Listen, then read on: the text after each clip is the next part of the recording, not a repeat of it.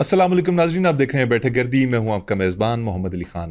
नाजरीन, आज मेरे स्टूडियो में एक बार फिर मौजूद हैं डॉक्टर साहब। आइए उनसे बातचीत करते हैं और दुनिया के बारे में जानते हैं। अस्सलाम वालेकुम डॉक्टर साहब, कैसे हैं आप? वालेकुम आपको भी और आपके देखने वालों को भी। और हम कोई 30 साल बाद नहीं मिल रहे कि मैं बिल्कुल बदल गया हूँ और तब्दील हो गया हूँ, आप मुझे पहचान ना सके जो मेरा आप हाल पूछ रहे हैं। अच्छा, और दूसरी बात ये मुझे बताएं कि आपने मेरा नाम जो है वो किस खुशी में नहीं लिया। यानी आप निकल पड़े सहाफत करने और आपको सहाफत की स्वाद की नॉर्म्स का नहीं पता।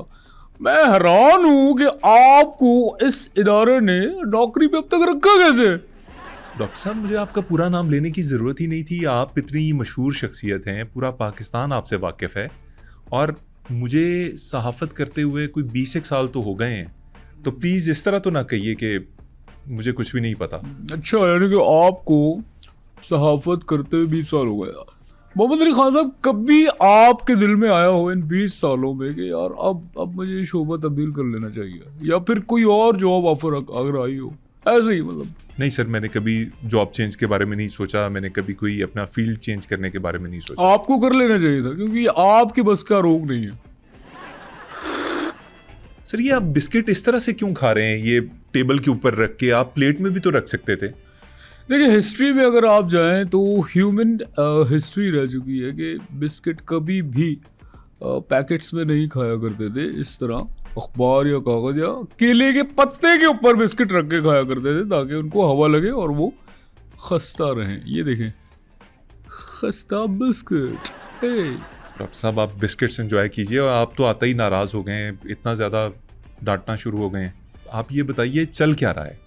वाह शब्बी वाह वाह। यानी कि जो मैंने पूछा है बादशाह सलामत उसका जवाब देना पसंद ही नहीं फरमा रहे। बहुत अच्छी, वेरी नाइस। सर, मैंने जवाब दिया तो है। मैं 20 साल से काम कर रहा हूँ और यही काम करना चाहता हूँ। अगर आप मुझे करने देंगे तो। आप छोड़ें सर मुझे, आप ये बताएं दुनिया में क्या चल रहा है? हाँ, दुनिया में क्या चल रहा है? एक अजीब उथल पुथल है, खित्ते की सूरत हाल जू की तू है। यानी कि वही सेम पैटर्न जो पहले चल रहा था वो पैटर्न ही चल रहा है। फाद मुस्तफ़ा का चेहरा तो पहले मशहूर था ही, लेकिन अब उसकी टांगे भी फाद मुस्तफ़ा की मशहूर हो गई हैं। और दूसरी तरफ आप देखें कि लोहा पार जो है वो शादी में शादी कर रहा है।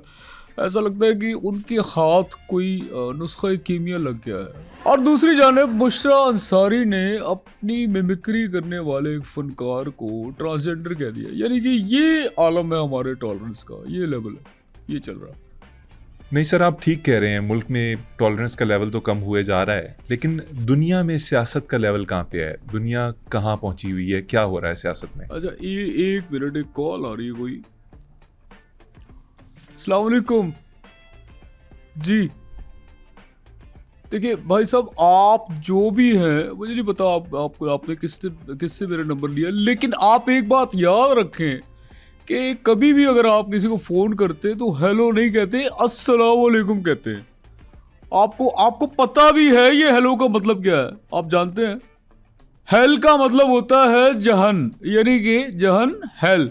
और ओ का मतलब होता है नुम, यानी जहन्नुम। किसी को आप अगर हेलो कहते हैं तो आप उसको कहते हैं जहन्नुम में जाओ।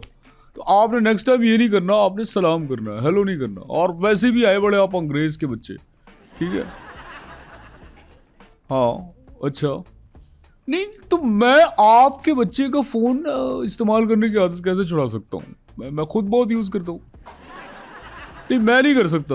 हाँ यार, अब आपने कसम ऐसी दे दी है मुझे। चले, आप अपने बेटे को फ़ोन दें, अपने बच्चे को फ़ोन दें। हो, हेलो, मैं भूत हूँ। जो बच्चे फ़ोन ज़्यादा इस्तेमाल करते हैं मैं उनको उठा कर ले जाता हूँ और ले जाकर उन्हें खा लेता हूँ। हू हा हा हा हा हा हा हा।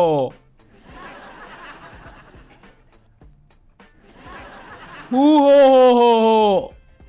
अब बेटा अपने बाबा को फोन दो। भाई साहब आपका बेटा तो इंतहाई दर्जे का बदतमीज और बेअदब है, इसका फोन नहीं छूट सकता। खबरदार अगर आपने दोबारा यहाँ पे कॉल की, ठीक है? आजकल के बच्चे जो है ना भूतों को भी नहीं छोड़ते। किसकी कॉल थी सर? वो कुछ नहीं, बस एक रॉन्ग कॉल थी, इस तरह की कॉल्स आती रहती हैं। हाँ, तो आप कह रहे थे कि दुनिया में क्या चल रहा है।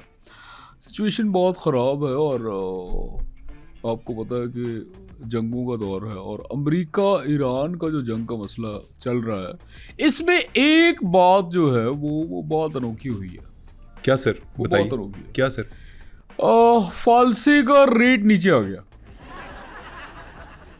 अमेरिका ईरान की जंग में फालसे का रेट नीचे आ गया, कैसे? आपको पता है कि पेट्रोल बहुत महंगा है, उसकी जो सूरत हाल है जंग की वजह से। अब पेट्रोल का मामला ये भी है कि हुकूमत और पेट्रोल एक सी-सॉ खेल रहे हैं। कभी पेट्रोल नीचे होता है, हुकूमत ऊपर जाती है, कभी हुकूमत ऊपर होती है, पेट्रोल नीचे चले जाता है, कभी पेट्रोल ऊपर होता है, हुकूमत नीचे जाती है। इस तरह का एक गुफ अप चल रहा है और नीचे जो बेचारी जिन पे गिरता है दोनों, वो अवाम है, वो पिस रही है। पेट्रोल चूँकि एक वाहिद एक चीज़ है जिसकी वजह से लोग ड्राइव करने बाहर निकलते थे और स्टेशंस पे, ठेलों पे, चौकों चौराहों पे, बाज़ारों में फालसे का जूस बड़ा बिकता था। बिल्कुल ऐसे। एक ज़माने में ये 800 रुपये किलो था, लेकिन अब कीमत कम होके 200 रुपये किलो हो गई। जिस किसान के लिए ये एक सौगात होता था, उसके लिए अब ये सौगात बन चुका है, यानी कि उसके लिए बला बन गई। बला बन गया। सर ये situation क्या करना चाहिए अब हमें?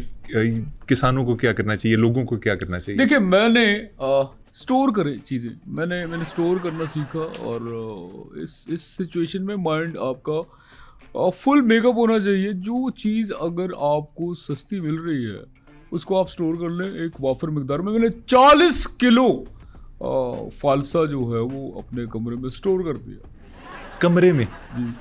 फ्रिज में नहीं? फ्रिज में आ नहीं रहा 40 किलो। फ्रिज में क्यों नहीं आ रहा? फ्रिज छोटा है और वो भी बचपन में मैंने लिया था फ्रिज टॉय, तो उसमें 40 किलो फालसा नहीं आएगा, तो 20-25 दाने आ जाएंगे। तो वो फालसा खराब नहीं हो रहा?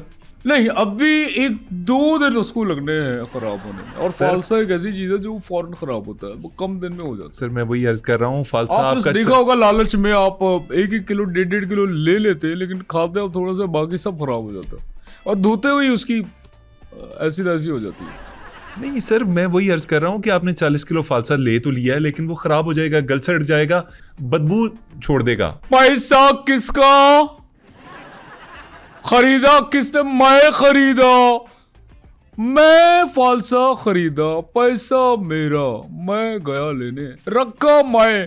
तू मेरे को सिखाएगा, हमजा अली मजारी को सिखाएगा तू? सॉरी, मैं कहीं और निकल गया। तो फालसा मैंने लेकर रखा है और मुझे लगता है कि वो साल तक चलेगा। सर अभी आप कह रहे थे 2 दिन चलेगा, अब आप साल पे आ गए, कैसी बातें कर रहे हैं? फालसा इतनी देर नहीं रहता, अगर आप उसे खुले में छोड़ेंगे वो ख़राब हो जाएगा। आप उसको लोगों में तकसीम कर दें या उसे कहीं फ्रिज में स्टोर कर लें। अच्छा, वो जो बदबू आ रही है, जो स्मेल मैं फील कर रहा हूँ, वो इन फालसों की है। ऑफ कोर्स सर, 40 किलो फालसा अगर किसी कमरे में पड़ा होगा तो वो बदबू ही छोड़ेगा ना। अच्छा, आई थॉट कोई चूहा मर गया या छिपकली दीवार चढ़ते हुए उसकी पैर या हाथ स्लिप हुआ हो, गिर गई हो, सर उसका ज़मीन पे लगा हो, पहले तो उसकी मेमोरी लॉस हुआ हो, उसके बाद वो मर गई हो। मैं ये समझ रहा था। बहरहाल हो जाता है, कितनी चीज़ें इंसान देखे। अब देखिए ना, खत्ते के मसाइल भी हैं, फिर अपने डोमेस्टिक मामला भी हैं, फिर नेशनल जो मामला हैं उनको भी देखना है, तो सारी चीज़ें एक तरफ नहीं होती। फालसों के रेट के ऊपर तो आपने बड़ी तफसीली किस्म की गुफ्तगू कर ली, रोशनी डाल दी, कुछ और नया बता दें। अच्छा, आपने गौर किया होगा मैं अपना मोबाइल मुसलसल अब इस्तेमाल नहीं कर रहा जैसे मैं करता हूँ। जी मैंने बिल्कुल नोट किया, आप पहले बहुत ज़्यादा स्लाइड्स वगैरह स्टडी कर रहे होते थे, अब आप नहीं करते। कल रात ही अब मेरा जो हफ्ते वाला वीकली इंटरनेट पैकेज है वो ख़त्म हुआ। सर आप उसको दोबारा लोड करवा लें। कार्ड ब्लॉक हो गया। कौन सा कार्ड? मेरा मास्टर कार्ड ब्लॉक हो गया और ये उस चीज़ की तरफ इशारा है जो इन्होंने प्लान एक बनाया 2032 या 30 तक इंसान की वेल्थ को अपने कंट्रोल में करना। कि आप बैंक में पैसा नहीं रख सकते, आप अपने बच्चे नहीं पाल सकेंगे, आप अपनी गाड़ी नहीं रख सकते, ज़मीन नहीं रख सकेंगे आप। ये उसका एक आगाज़ है और इन्होंने शुरुआत मुझसे की है। किन्होंने? मैं खुल के नाम नहीं लूँगा क्योंकि यूट्यूब पे पता चल जाता है, सिर्फ इशारों में बताऊंगा। सर खुल के बताएं, आपको किसी का डर है? नहीं देखिए, कुछ चीज़ें ऐसी है, अगर ये यूट्यूब पे हमें पता चल गया कि मतलब लाइक उनको कि हम उनके बारे में बात कर रहे हैं तो शायद हमारी वीडियो डिलीट कर दें, और ये इनका प्लान है। शुरुआत इन्होंने मुझसे की है और मैं उनको मिलूंगा, बहुत अच्छा मिलूंगा। ये जो न्यू वर्ल्ड ऑर्डर वाले हैं, न्यू वर्ल्ड ऑर्डर वाले,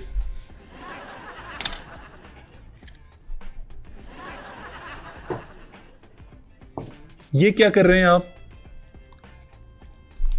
आपने खुल के नाम ले लिया, अब मैं भेस बदल रहा हूँ। ये मैंने भेस बदला। आप न्यू वर्ल्ड ऑर्डर से डरते हैं? हाँ, मैंने पिज़्ज़ा ऑर्डर किया था कल रात को और बहुत ही डिलीशियस था, और 21 इंच का जो है वो पिज़्ज़ा था और 8-9 लोग थे, हमने खाया बस इसे। आप, मुझे लग रहा है इस चीज़ के ऊपर बात नहीं करना चाह रहे। नहीं, बात देखिए, इशारों कनाइयों में जो बात हो जाए वही बेहतर होती है, और इससे ज़्यादा बल्कि यूँ समझे कि आप थोड़े कहे को ज़्यादा समझे, आपको भी फील नहीं होगा। लेकिन आगाज इन्होंने मेरा कार्ड ब्लॉक करके किया। सर ये तो चलें खतरनाक खबर हो गई। कार्ड तो ब्लॉक कर दिया, ये नहीं जानते कि रास्ता मैं बना लेता हूँ। जबरदस्त। कोई और बड़ी खबर आपके पास न्यू वर्ल्ड ऑर्डर से हटके हो? हाँ, खत्ते की अगर सूरत हाल देखी जाए तो आपका एक इलाका है, पिछली दफ़ा हमने पबजी का जिक्र किया था और इस बार एक नया इलाका है जो कि शोरिश ज़दा है, वहाँ पे मामला कुछ ठीक नहीं है।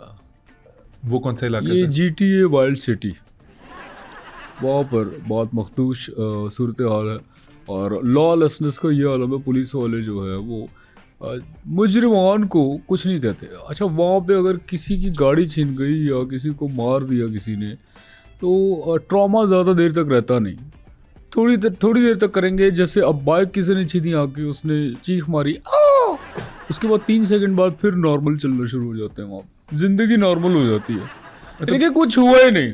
मतलब इतना वो जुल्म सहने के आदी हो चुके हैं कि वो आवाज तक नहीं उठाते। वो थोड़ा सा एहतजाज करते हैं, 3 सेकंड बाद जो है वो नॉर्मल हो जाते हैं। इसके अलावा एक और इलाका है, वो तो बहुत ही खतरनाक है। वहाँ पे अफ्रीकन रहते हैं और वो बहुत बड़े ब्रूटल है। सर ये कौन सा इलाका है? ये ग्रैंड थेफ्ट के नाम से इलाका है। और सर GTA और ग्रैंड थेफ्ट एक ही चीज़ है? नहीं, एक नहीं है, अलग है। मैं भी उस सिटी में गया था, तो मैंने पुल पार किया तो मैं दूसरी तरफ चला गया था। वो वाइल्ड सिटी था एक, ये ग्रैंड थेफ्ट था, दो अलग अलग हैं। अच्छा, आप मुझे क्यों सिखा रहे हैं? आप यानी कि आप, अच्छा मुझे याद है आप मुझसे इतने सवाल कर गए, किस खुशी में? आपको तो मैंने बोला था, आपने सिर्फ जो है वो एक सवाल करना, उसके बाद आपने चुप हो जाना। बोलना मैंने, तज्जिए मैंने देने, आप फिर बोलते जा रहे हैं। सर मैंने आपको सवालों के जवाब देने के लिए बुलाया, तो मैं आपसे सवाल ही करूंगा ना। अच्छा, मैंने कभी मजाक बिल्कुल नहीं किया मादरत के साथ, लेकिन आज मेरा दिल है मैं आपको एक जुगत करके हंसाऊं। जी सर, जरूर। आपने भी क्या कहा, मैंने आपको सवालों के जवाब देने के लिए बुलाया जी, तो फिर मेरे वाला जवाब है। आपको हंसी नहीं आई? नहीं। हाँ ठीक है। इंटरनेट देखना बंद होने का क्या नुकसान होता है कि आज आप जैसा बंदा मेरे साथ हंसने को तैयार नहीं है, ये नुकसान आता है, क्योंकि इतना आदी हो गए हम इंटरनेट के बगैर, हमारा गुजारा नहीं है। बहरहाल सर, कल तक जो आपने खबरें पढ़ी थी, चलें आज तो आपका इंटरनेट बंद है, कल रात तक जो आपने खबरें दुनिया से इकट्ठी की, उन खबरों में से कुछ और हमारी नज़र अगर आप कर दें, बड़ी मेहरबानी होगी सर। अभी आपको पता है रिसेंटली ईद गुजरी है ताज़ी, और इसमें एक ऐसा अंधोनाक और अफसोसनाक वाक़या हुआ है जो कि रूनुमा नहीं होना चाहिए था, और बड़े भारी दिल से और दुखी दिल से मुझे कहना पड़ रहा है कि ये सानहा नहीं होना चाहिए था जो हो गया। सर क्या हुआ इस ईद के ऊपर ऐसा जो आपको इतना अफसोसनाक कर गया? एक शख्स ने एक दुब्बा ख़रीदा। अच्छा। और उसका बड़ा ख्याल रखा और उसकी तस्वीरें अपनी बच्चों के साथ खिंचवाई। उसको घास खिला रहा, चारा दे रहा, जैसे लूसी आम खिला लोग करते हैं रहा। ईद हाँ, के उसकी वही कुर्बानी जो के जानवर के साथ। जो आवभगत उसकी करनी होती है वो की उसने, और दिल से की, बड़ा प्यार किया उसने उसको। लेकिन जो कुर्बानी की रात थी, एक रात पहले दुम्बा गिरफ्तार कर लिया गया। गिरफ्तार कर लिया गया? गिरफ्तार किसने किया? पुलिस ने। किस जुर्म में? अपने मालिक को अटेम्प्ट टू मर्डर के जुर्म में, यानी कि उसने कातलाना हमला किया अपने मालिक पे, और वो भी छुरियों के वार करके।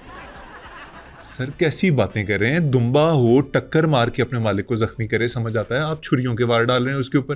पुलिस ने जब उसका दुम्बे का शनाख्ती कार्ड चेक किया तो वहां से मालूम हुआ कि ये चक्की दुम्बा था। चक्की दुम्बा? जी, इसका नाम छुरियां था चक्की मार के दुम्बा। कैसे? मतलब मुझे समझ नहीं आ रही, कोई लिंक नहीं बन रहा।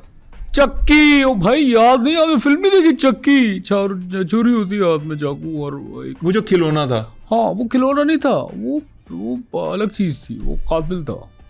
चक्की, तो वो चक्की वाला दुम्बा उस शख्स ने लिया और वो उसके गले पड़ गया। ऐसे आंखें फाड़ फाड़ के ना देखें आप इन चक्की वाला जो चक्की जो दुम्बा है, इससे बड़ा आपको एहतियात करनी चाहिए। और ये आप चाहे जो भी कर लें इसके लिए, ये अपने दिल में चीज़ रख देता है, अपने दिल में एक रखता है, एक बदले की आग रखता है। अब इसके मालिक ने क्या गलती की कि बड़ा ख्याल रखा, इसको जब पानी पिला रहा था इसका मालिक, तो बराबर वाले को भी पिला दिया, तो इसके दिल में वो बात बराबर वालों के बकरे को या दुम्बे को पानी साथ पिला दिया। ही फेल्ट रियली जेलस, और वहीं से इसके दिल में इंतकाम की आग लगी कि अब मैंने किसी भी सूरत अपना बदला लेना है। सर कोई थोड़ी सेन खबर है आपके पास? ये अजीबोगरीब सी खबर आपने सुना दी है कि एक दुम्बे ने अपने मालिक को जख्मी कर दिया छुरियां मार के। कुछ अच्छी खबर सुनाएं। अच्छी खबरें भी हैं, जहाँ एक गुफा पे खूह का आलम है और एक नफ्सा नफ्सी और गहमा गहमी का आलम है।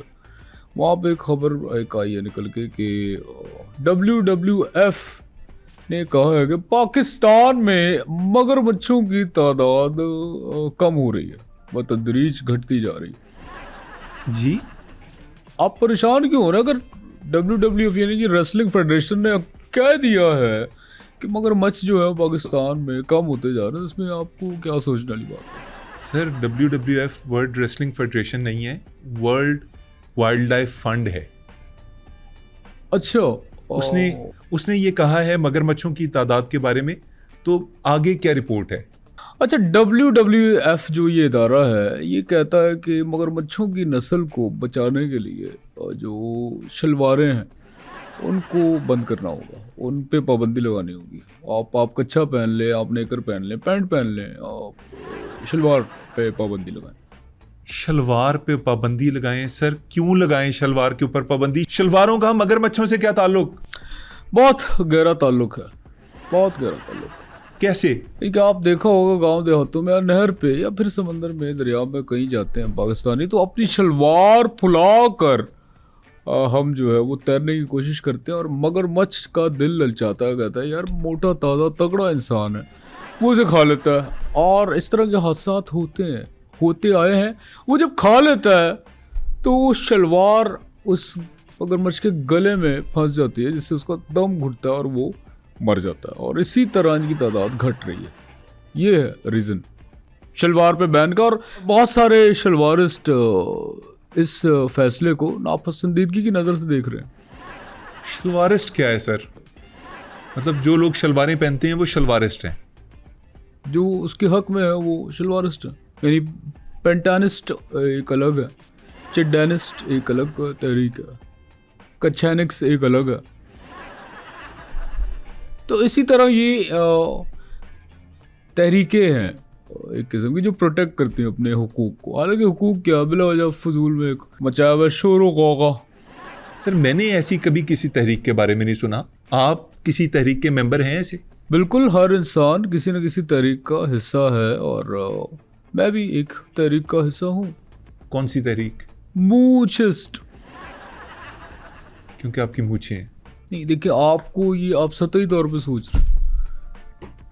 आपने तो सतही तौर पे देख लिया आप, क्योंकि आपकी मूछें हैं, लेकिन इसका जवाब या इसकी जो असनाफ है वो कुछ अलग है। तो आप, इसलिए मैं कह रहा हूँ ना, अभी इतने बड़े नहीं हुए, इतने भारी भारी आप सवाल मुझसे पूछो, अभी कच्चे सहाफ़ी हो आप, अभी आपको बहुत मेहनत करनी पड़ेगी। ज़्यादा होशियार मेरे आगे मत बनना। ऊपर देख, नीचे देख। और डॉक्टर साहब क्या बदतमीजी कर रहे हैं मतलब मैं ये कह रहा हूँ, अगर इस तरह ऐसे लहजे में आपसे कोई बात करे तो उससे कतई ताल्लुक हो जाए। ये मैं आपको सिर्फ एक टिप दे रहा हूँ, सहाफ़त में आपको इस चीज़ों का, ऐसे मामलों का सामना करना पड़ सकता है। अच्छा सर, ये जानवरों की दुनिया से निकलें, मुझे ये बताएं कि लोकली जो आम बंदे की ज़िंदगी के ऊपर कोई ख़बर असरअंदाज हो सकती है, मेरे कैमरामैन जैसे, मेरे प्रोड्यूसर जैसे, किसी भी बंदे के ऊपर जो डायरेक्टली इफ़ेक्ट कर सकती है, ये शलवारों वाली तहरीक और ये मगरमच्छों को बचाने की कोशिश और ये बकरों से बचने के तरीके, ये ना बताएं। ये बताएं कि डायरेक्टली कौन सा हमारे फ़ायदे की खबर है। एक मिनट,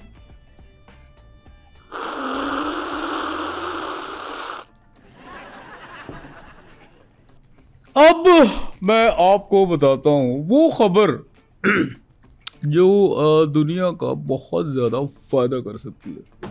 तो ऐसी खबर है, ज़बरदस्त। और यकीन जाने ऐसे चांस और ऐसे मामला होता है, ऐसी खबरें रोज़ रोज़ नहीं आती।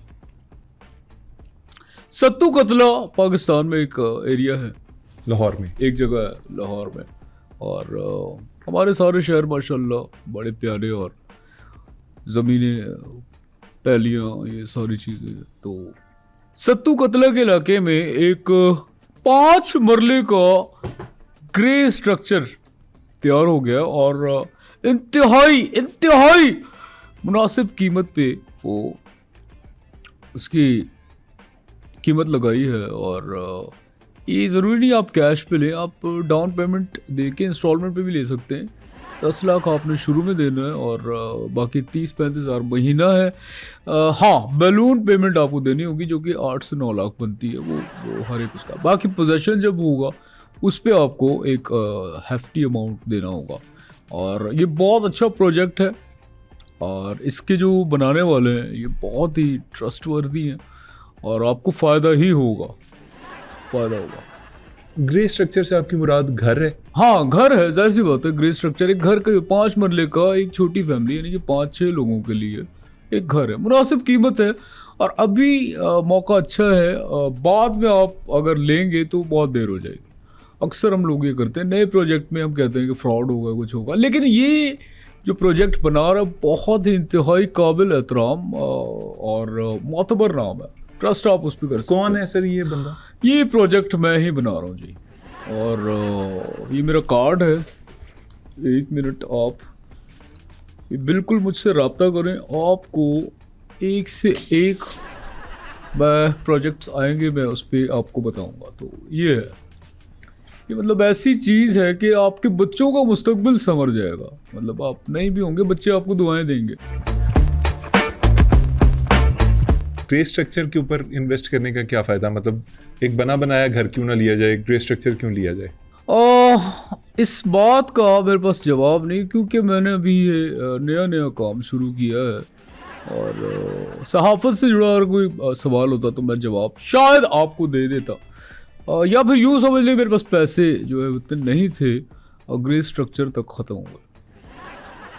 ठीक, लेकिन ये बहुत अच्छी अपॉर्चुनिटी है, बहुत अच्छा प्रोजेक्ट है। चारों तरफ से ये पार्क फेसिंग है और कुशादा हवादार है। नहीं सर, कोई घर चारों तरफ से पार्क फेसिंग कैसे हो सकता है? इसका हर प्लॉट कॉर्नर का प्लॉट है, और ये जंगल में है, इसलिए चारों तरफ से पार्क फेसिंग है। अच्छा, इसकी ख़ास बात ये है कि सेहत का ख्याल, जब प्रोजेक्ट आप बनाते हैं तो उसमें सेहत का ख्याल जो उसमें रहता है, उसकी सेहत बहुत ज़रूरी है। तो उसके लिए भी बंदोबस्त है, इस पर आपकी एक्सरसाइज होती रहेगी। बहुत अच्छा एक निज़ाम है। नहीं, सेहत का ख्याल कैसे रखा जाएगा इसमें? ये बहुत सोच विचार के बाद ये हमने ट्री हाउस बनाया। आपको चढ़ के ऊपर जाना पड़ेगा। 5 मरले का ट्री हाउस, ग्रे स्ट्रक्चर हो गया। सर, ट्री हाउसेस जो होते हैं ना, यूजुअली वुड के बने होते हैं, दरख्तों के ऊपर होते हैं, छोटे से होते हैं, चंद मीटर के होते हैं। आपने 5 मरले का ग्रे स्ट्रक्चर दरख्त के ऊपर बनाया कैसे? मैंने अकेले नहीं बनाया, वहाँ के कुछ जानवरात थे जिन्होंने मेरी इस मामले में हेल्प की है। जैसे लोमड़ी लकड़ियाँ लेके आई थी अपने मुंह में, और जो तोता था वो पत्ते लेके आया, चिड़िया घास लेके आई, और इस तरह से सीमेंट और बजरी मजदूर लाए थे। आप हमेशा बात करते हैं पाकिस्तान को मुख्तलिफ़ किस्म के मसाइल का सामना है, मुख्तलिफ़ एजेंसियाँ उसके ख़िलाफ़ काम कर रही हैं। कुछ ऐसी खबर है आपके पास दिलचस्प? हाँ, एक खबर मुझ तक आई थी कि मुसाद के बड़े तादाद में जो एक लोग थे और जो प्लान था उनका, वो एक सॉफ्टवेयर जो है वो मुसाद का हमारी एजेंसियाँ मुतहर्रिक हुई हैं और पकड़ लिया। मुसाद काम कर रही थी पाकिस्तान में, और ये सब के फ़ोन, ये जो दहशतगर्द तंजीम है, ये सब के फ़ोन पाकिस्तानियों के तकरीबन 98% पाकिस्तानियों के हैक करके उन्हें एक मैसेज देती थी। क्या मैसेज देती थी? अब्दुल्ला एसी की तरफ से एक मैसेज आता था कि आपका अगर पुराना एसी ख़राब है या चेंज करना चाहते हैं तो हमें दे, पुराना दे के नया एसी ले लें। तो ये चीज़ हुई है। अच्छा, इस पे शक था इदारों को, लेकिन इन्होंने, यानी इन दहशतगर्द तंजीम ने फिर एक चालाकी है कि इसमें एक मजहबी टच देने की कोशिश की। पहले तो ये सिर्फ मैसेज करते थे ना अब्दुल्ला एसी, अब ये उसमें डालते हैं अस्सलाम वालेकुम सारिफ, उम्मीद है आप खैरियत से होंगे, अब्दुल्ला एसी हेयर, अपना पुराना कोई भी पुराना एसी दें और नया वाला ले लें।